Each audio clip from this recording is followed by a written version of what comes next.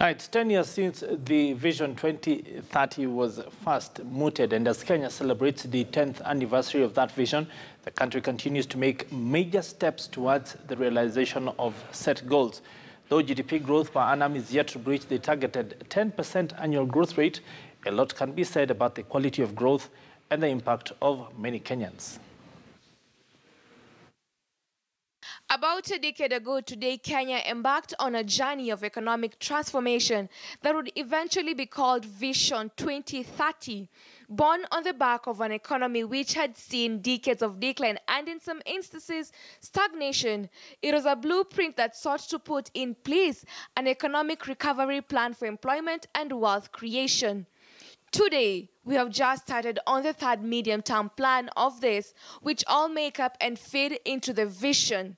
Fairly good progress was made in implementing the first two phases. We want to acknowledge that Vision 2030, although has been implemented for 10 years alone, we substantially benefited from the economic recovery strategy for wealth and employment creation that was implemented for 5 years. It laid a solid foundation. We didn't need to dig the foundation, it's just to build on it.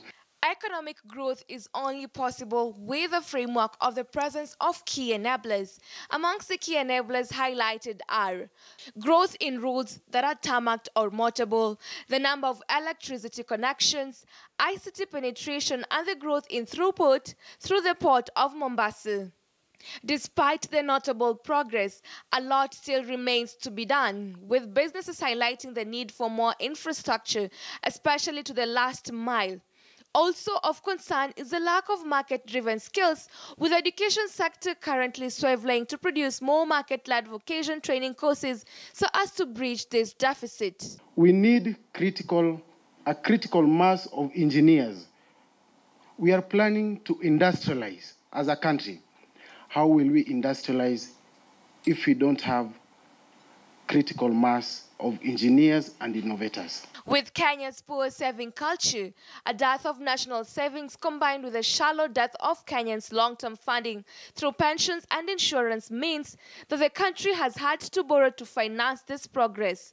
This debt will now hang over Kenyans like a cloud unless they work to improve productivity. A number of investors are slowly losing confidence in the country, and this is likely to affect Kenya from achieving its Vision 2030 goals. Julie Owino,